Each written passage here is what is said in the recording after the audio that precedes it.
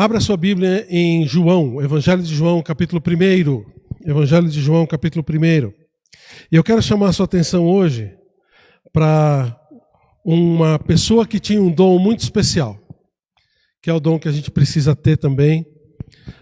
E nós vamos ver sobre isso já, tá bom? Abra sua Bíblia em João, capítulo 1, está comigo aí? Vamos ler a partir do versículo 35. Se você não tem sua Bíblia aí na mão, o Bob já vai passar aí os versículos embaixo para você poder acompanhar comigo. Tá bom? Prontos? João capítulo 1, versículo 35.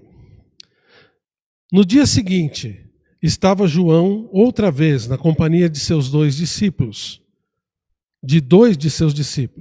e vendo Jesus passar, disse: Eis o Cordeiro de Deus que tira o pecado do mundo. Os dois discípulos, ouvindo dizer isso, seguiram a Jesus. E Jesus, voltando-se e vendo que o seguiam, disse-lhes: Que buscais? Disseram-lhe: Rabi, que quer dizer mestre, onde assistes? Respondeu-lhes: Vinde e vede.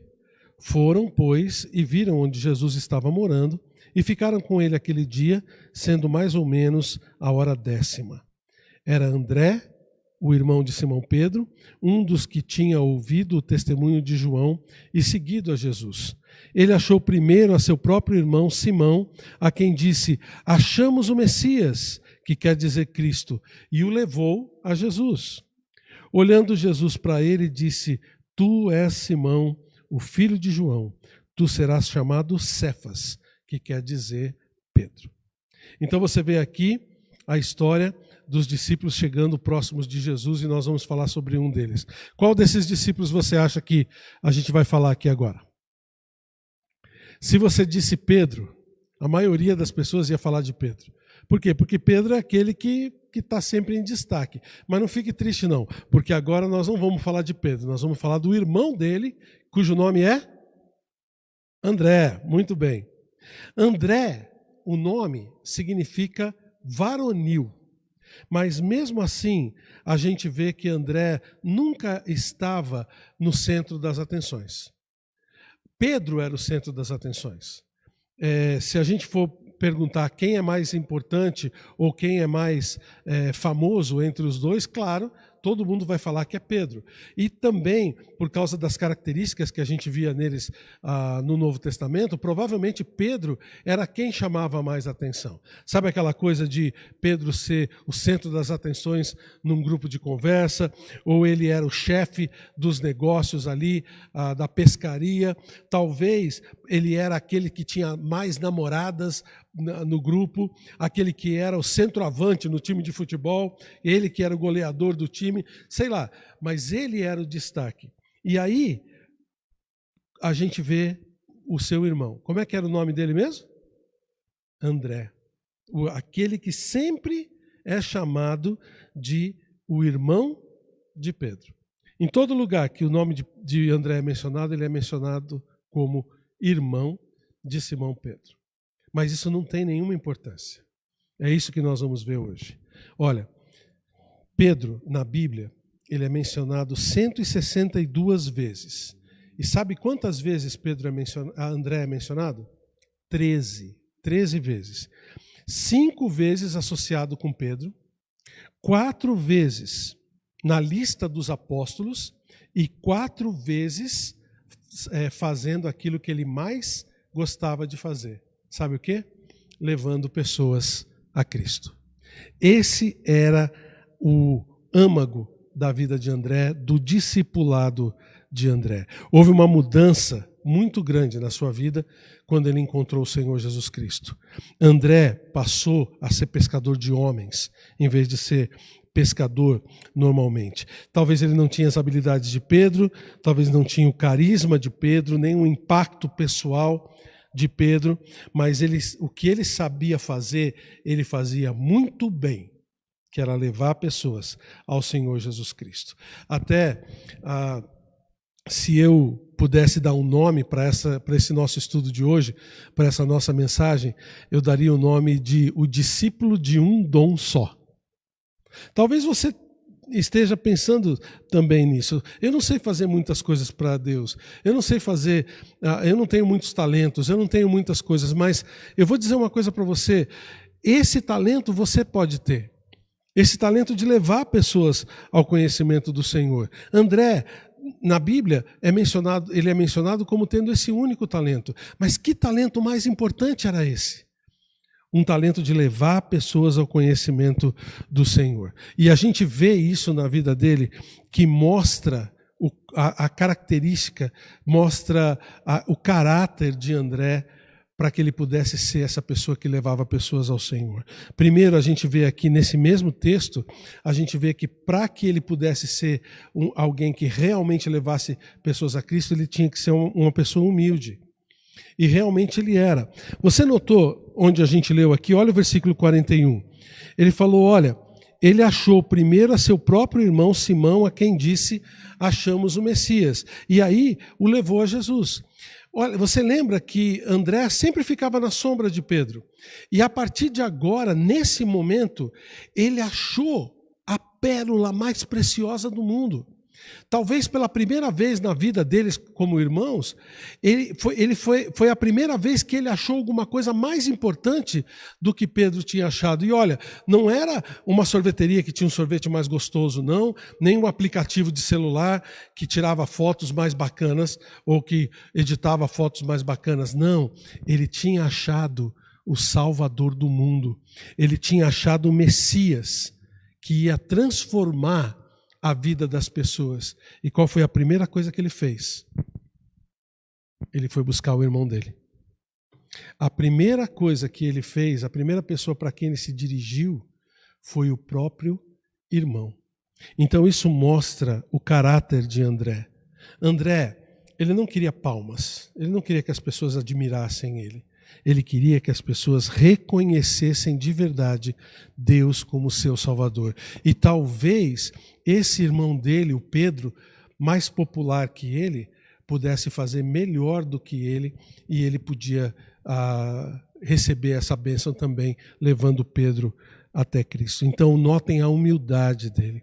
Irmãos, a gente precisa ser humilde se a gente quer realmente ser usado pelo Senhor. E André, ele tem essa característica. Ele aparece mais uma vez aqui na Bíblia fazendo o que ele sabia fazer. Vem comigo para o capítulo 6. O capítulo 6 é aquele capítulo que fala da multiplicação dos pães. Lembra? Jesus estava então atravessando o mar da Galileia e a multidão seguia ele e ele pregou durante muito tempo. E as pessoas começaram a ficar com fome. E então eles precisavam alimentar aquela multidão. E eles começaram a entrar num dilema, né? O que estava acontecendo? Como é que eles iam poder fazer isso, alimentar aquelas 5.000 pessoas, fora 5.000 homens, fora mulheres e crianças? E aí eles começaram a perguntar e indagar de Jesus, mas uma pessoa se destacou. Dá uma olhada no versículo 8. Um dos seus discípulos, chamado quem? André. Quem era André mesmo? Irmão do Simão Pedro. Isso mesmo. Um dos seus discípulos, chamado André, irmão de Simão Pedro, informou a Jesus: está aí um rapaz que tem 5 pães de cevada e 2 peixinhos. Mas o que é isso para tanta gente? Olha a iniciativa de André. André talvez não sabia o que ia acontecer. E ele chega então e traz esse rapaz para o Senhor. Quem é que podia resolver o problema? O próprio Senhor Jesus Cristo. E quem é que teve a iniciativa de fazer isso? O grande evangelista André? Não. O irmão de Simão Pedro. Até aqui ele é chamado de irmão de Simão Pedro, sempre à sombra de Pedro. Mas ele não titubeou quando viu a necessidade. Talvez ele pensou assim, olha, eu não posso perder tempo. Aqui tem uma possibilidade, vamos ver o que Jesus pode fazer com isso que eu vou trazer para ele. Talvez ele pensou dessa maneira quando viu o menino com aqueles 5 pães e 2 peixinhos. Ele confiava no Senhor Jesus, mas ele não ficou parado. Ele saiu do seu lugar, achou uma possibilidade e trouxe essa possibilidade para o Senhor. Muitas vezes, irmãos, a gente quer levar pessoas a Cristo, mas quer que as pessoas batam na nossa porta e peçam, por favor, me fala de Jesus. Não é assim que a coisa funciona. Você sabe muito bem que esse mundo jaz no maligno, que as pessoas não vão vir atrás da gente pedindo a respeito de Deus, perguntando a respeito de Deus e pedindo para serem salvas. Nós precisamos ter a iniciativa de levar as pessoas até o Senhor. E talvez você esteja pensando, mas pensando naquele meu colega de trabalho, pensando naquele meu parente, pensando naquela situação, parece que não tem jeito, parece que não tem solução. Mas não é a nossa responsabilidade isso. Nota, você acha que 5 pães e 2 peixes iam alimentar aquela multidão? Mas André não olhou para aquela situação e falou, não, de jeito nenhum, deixa eu ir embora daqui, vai embora rapaz, vai comer seu pãozinho lá no cantinho. Não, ele pegou aquilo e trouxe para Deus.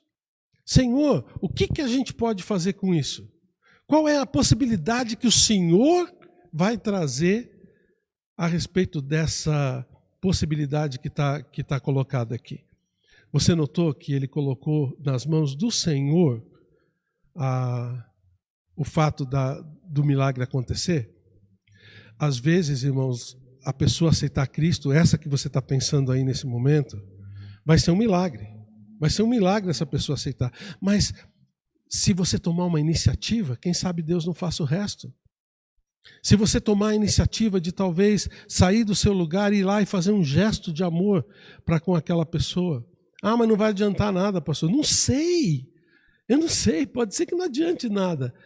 Mas pode ser que essa seja a chave, os 5 pães e os 2 peixinhos, para um milagre acontecer na vida daquela pessoa.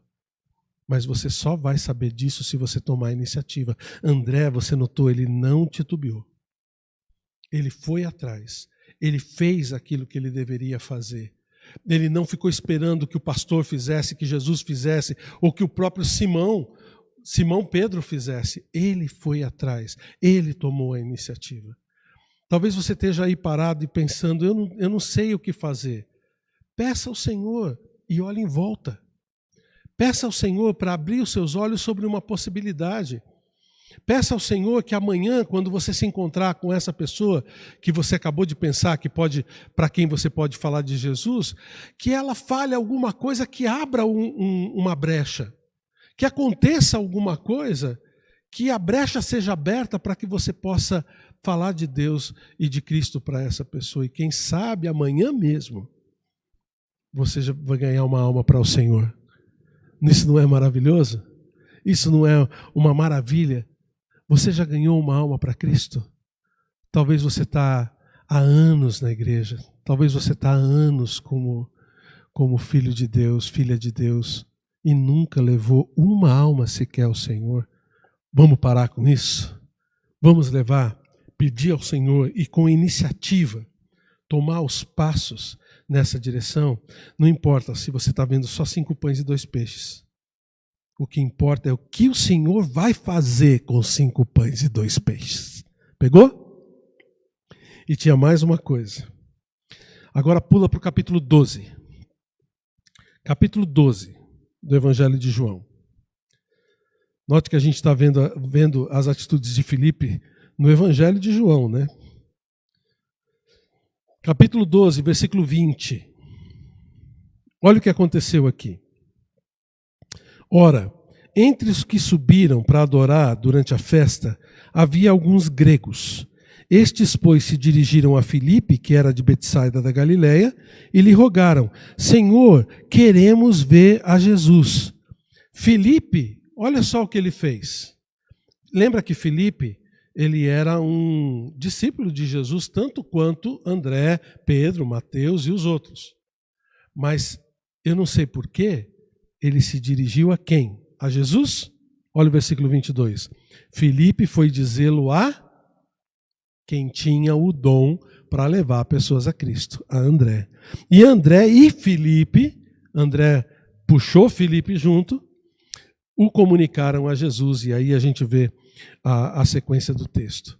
O que é interessante aqui, irmãos, é que a gente vê em quem Filipe confiava para levar as pessoas a Cristo.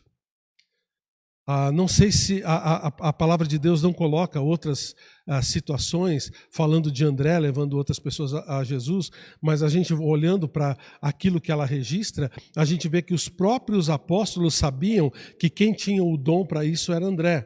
Quem tinha talvez a iniciativa para isso era André. Quem tinha a humildade para poder fazer isso diante do Senhor era André. E aqui a gente vê a sabedoria de André, levando junto Filipe com ele, junto com os gregos, e foram dizer isso para Jesus. Talvez, se Filipe tivesse ido a Pedro ou a João, ou a qualquer outro dos apóstolos, ele teria recebido uma resposta do tipo, olha, aqui, a missão de Jesus é para Israel, tá bom? Esses gregos aí, ó, que não são aqui de Israel, manda eles embora. Fala para eles irem procurar outra coisa, porque o nosso Messias é o Messias de Israel. Talvez Filipe nem foi para eles por causa disso. Ele já sabia que se alguém podia levar pessoas que nem judeus eram até Jesus, esse era André. André, ele não escolhia as pessoas para levar a Cristo. Ele não tinha vergonha. Ele não tinha medo de levar ninguém ao Senhor. Ele não tinha medo de falar de Jesus para ninguém.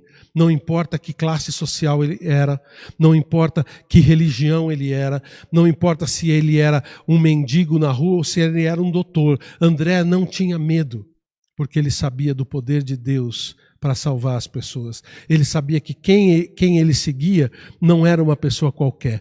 Quem ele seguia era o Messias. Era aquele que ia trazer a salvação, não só para Israel, para o mundo inteiro. E olha que nessa situação aqui, nem Jesus tinha morrido na cruz ainda. Mas André já tinha isso bem claro quando ele estava seguindo o Senhor Jesus. Lembra que a primeira coisa que ele disse para Pedro, lá em João capítulo 1 de novo, achamos o Messias. Achamos o Messias. E aí, talvez a segunda frase era, nós não podemos nos calar. Não podemos nos calar. É interessante como André tinha uma atitude que cada um de nós pode ter. Com humildade, com iniciativa, com sabedoria, a gente pode levar pessoas ao Senhor. A gente pode fazer com que as pessoas entendam a verdade da palavra de Deus e deixar o Senhor fazer o resto. A nossa função não é convencer as pessoas da salvação, sobre céu ou sobre inferno, ou mesmo que elas são pecadoras. A nossa função é levar Jesus para elas, é levar elas para Jesus. O resto, o Espírito Santo faz. O resto, o Senhor Jesus faz. A gente precisa ser pessoas como André. Pessoas que realmente se importam em levar pessoas ao Senhor Jesus Cristo. Eu achei um texto, um tempo atrás, num livro chamado 13 Homens que Mudaram o Mundo. É um texto do Dr. Clarence Macartney. Clarence Macartney foi um pastor famoso nos Estados Unidos, presbiteriano, que escreveu alguns livros, e ele escreveu um texto, né, que provavelmente não aconteceu, mas dentro dos seus romances ele escreveu um texto que eu gostaria de ler para você agora. Preste atenção nessa história. Ele diz assim: eu vi o rei assentado sobre seu trono, e de cada lado do trono estavam os grandes anjos, Uriel, Rafael, Miguel e Gabriel. Diante do trono estava um outro anjo, que cuidava do livro. A seu lado achava-se um dos mortais. Quem é esse homem que trouxeste e que ele tem a declarar? Perguntou o rei. Ó rei, este homem é um grande inventor e espalhou a luz pelos caminhos dos homens, no mundo inteiro. Então disse o rei, diga-lhe que fique perto de Uriel, o anjo da luz. E ele se foi e se colocou ao lado de Uriel. O anjo apresentou outro homem. Quem é este e o que tem a declarar? Este homem é um grande filósofo e teve belos pensamentos a teu respeito. O rei olhou para ele e disse: diga-lhe para ficar ao lado de Rafael, o anjo da sabedoria. Então o homem foi e ficou ao lado do anjo. O anjo trouxe um terceiro mortal diante do trono. Quem é este e o que tem a declarar? Este homem foi um grande patriota. Com a sua espada ele livrou o seu povo das mãos de tiranos. Diga-lhe que fique ao lado de Miguel, o anjo da espada. O homem foi e ficou ao lado de Miguel. O quarto mortal chegou diante do trono. Quem é este e qual a sua declaração? Este homem cantava hinos em louvor a Deus. Seus cânticos ainda ecoam pela igreja do Deus vivo. E o rei lhe disse: diga-lhe que se coloque ao lado de Gabriel, o anjo da música. Então o anjo trouxe um outro homem perante o trono. Comecei a pensar em quem seria ele e por que ele fora levado ali. Não havia em sua pessoa que indicasse qualquer grandeza. Seu olhar de nada era extraordinário. O rei perguntou: quem é este e quais as suas declarações? O anjo consultou o livro e depois, erguendo a cabeça, disse: este homem ganhou uma alma para Cristo. Eu não ouvi o que o rei disse, pois logo todo o céu rompeu em altos brados, anjos, arcanjos, querubins e serafins, e todo o exército dos remidos regozijando-se por causa daquela alma que havia sido salva. E aí o texto vai. O que você acha disso? O que você acha? Às vezes, irmãos, a gente gasta o nosso tempo com muitas coisas, e muitas delas que são boas. Coisas que vão fazer com que as outras pessoas sejam edificadas, coisas que vão fazer com que a gente possa dar uma vida boa para as pessoas que estão ao nosso redor, sob nossa responsabilidade. Mas qual é realmente, pensando na eternidade, a vontade principal de Deus? Por que ele deixou a gente aqui? Ele podia muito bem, quando a gente aceitasse Cristo como Salvador, levar a gente para o céu e a gente ia passar toda a eternidade com ele lá já. Mas se ele fizesse isso, quem ia ser o próximo que ia falar de Cristo para a próxima pessoa que pudesse ir para o céu? Alguém disse que nós não fomos levados para o céu quando aceitamos Cristo e fomos deixados aqui para que a gente pudesse levar o evangelho para as pessoas, porque no céu a gente não vai poder fazer duas coisas. Duas coisas nós não vamos poder fazer no céu: pecar, porque nós já vamos estar na presença de Deus, corpos glorificados, sem a influência do pecado, nós não vamos pecar no céu, e também nós não vamos falar de Jesus para ninguém, porque todos os que estão no céu já estão salvos. Qual dessas duas coisas você acha que nós fomos deixados aqui para fazer? Pecar ou levar pessoas a Cristo? Então, irmãos, vamos ser como Andrés. Vamos ser Andrés nas nossas vidas. Vamos ter a iniciativa, não vamos ficar parados. Vamos usar dos recursos que Deus nos deu para que pessoas possam chegar ao conhecimento de Cristo. Eu tenho falado para pessoas que estão ao meu redor do Senhor Jesus Cristo: eu não vou ter oportunidade, como seu pastor, de falar do Evangelho, de falar de Jesus para aquela pessoa com a qual você trabalha. Eu nem a conheço. Provavelmente nunca vou vê-la na minha frente. Mas você tem. As pessoas que Deus coloca no meu caminho não são as mesmas que Deus coloca no seu caminho. Eu tenho a responsabilidade de falar de Cristo para essas pessoas. E você para aquelas. Entendeu? Essa é a nossa tarefa. Essa é a nossa missão. De trazer esperança para as pessoas. Não importa se você tenha um donzinho só. Um talentinho só. Use esse talento para levar pessoas a Cristo e fazer diferença na vida dessas pessoas. Vamos orar? Pai, nós engrandecemos o Teu nome. Engrandecemos o Teu nome porque o Senhor é tão bom em ter nos dado a salvação.